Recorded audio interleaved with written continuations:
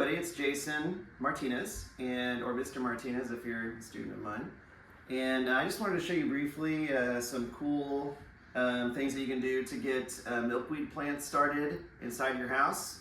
And just the simple materials that you need, and a pretty simple process also. Not all of it is necessary, but I just kind of feel like, you know, if you want to do a pretty complete method of getting them to germinate and then to grow quickly, then this is about all you need in my opinion. Again, feel free to, you know, obviously do your own research, and you can cut some of this stuff out if you don't want to get all of these different accessories, but this is what I've done, and this year it's turned out really nicely. So anyway, the first thing you're going to want to do is buy, and I've just gotten them online, you know, on Amazon or something.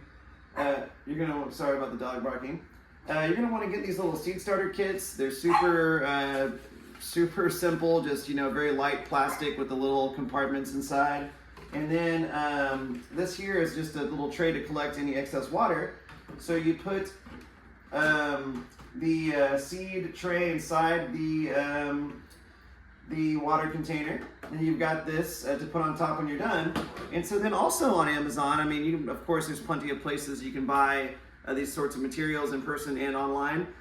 We just kind of mix it up inside this container that I bought at Home Depot that I'm going to actually plant some milkweed in pretty soon.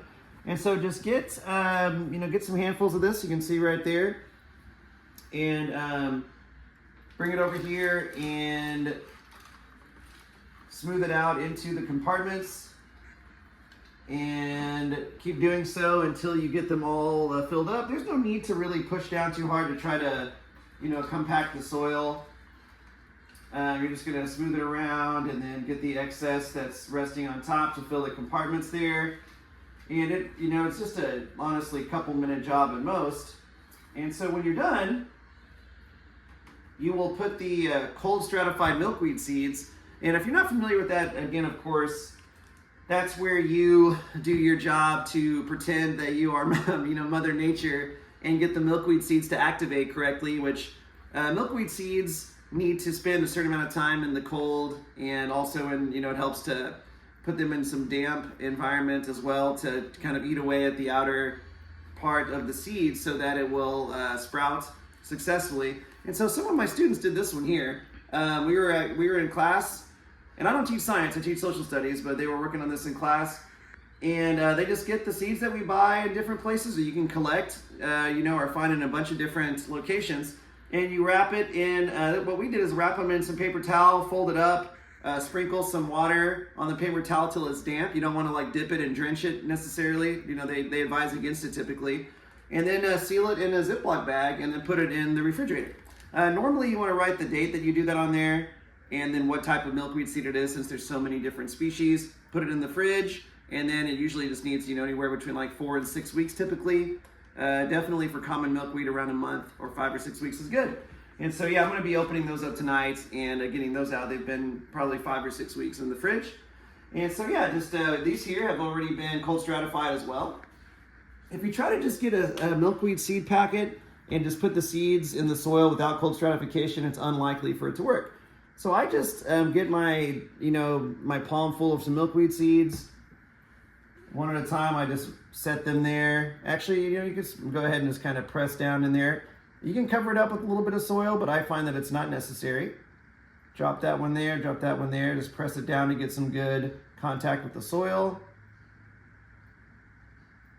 And yeah, super fast, super easy. Just drop those in there, get them in the center of the little seed compartment, and push down slightly and gently.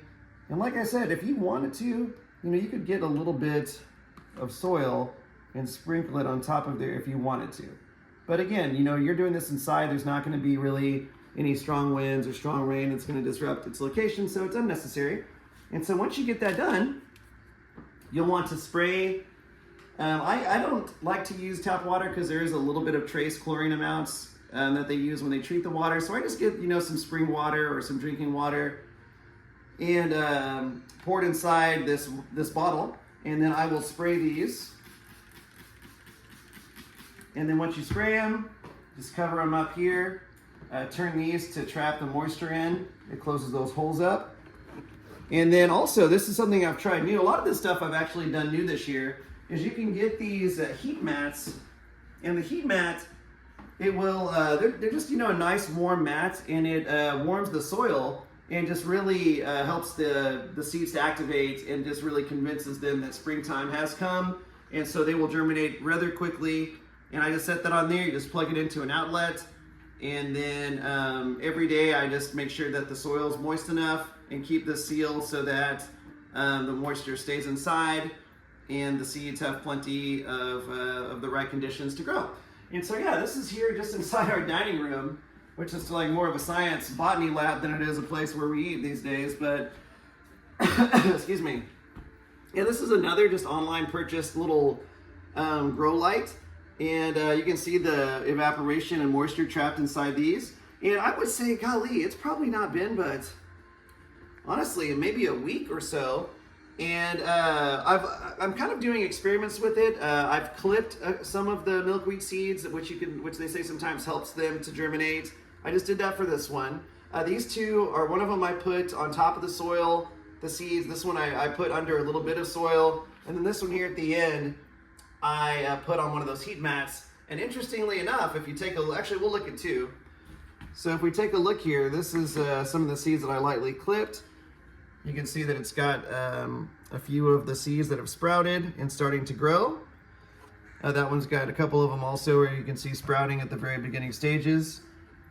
Some of the ones that I just put in there and just let them do their own thing. You can see we've got several that are growing pretty tall here. It might be at the most maybe a week or week and a half in the soil, and they're already, you can see several of them have gotten quite tall.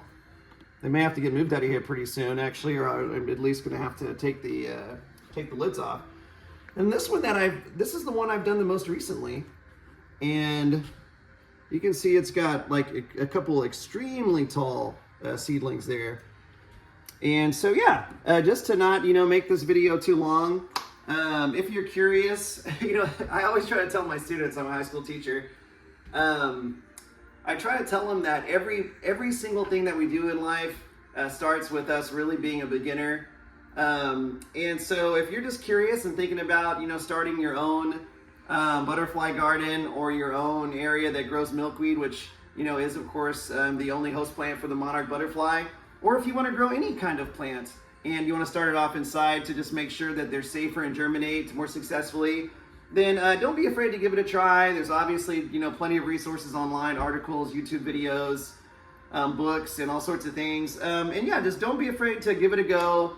Whenever you find caterpillars and also just see them coming in and getting a drink of nectar, the entire process is really very satisfying. Helping out these beautiful creatures, and yeah, it's just really fun. It's really fun. So yeah, please don't be afraid to give it a try yourself. If you have any questions, please feel free to leave them in the comments, or send me an email at gojason10@gmail.com. I'm here in North Texas, and again, I just would like to add, we're trying so many different things, because that's part of the success process, is just trial and error and giving different methods and techniques a shot and finding out what works best. But anyway, yeah, let me know if you have any questions. Thanks for watching, and enjoy your own gardening at home and just everything you can do to help the butterfly species in your area. Talk to you soon.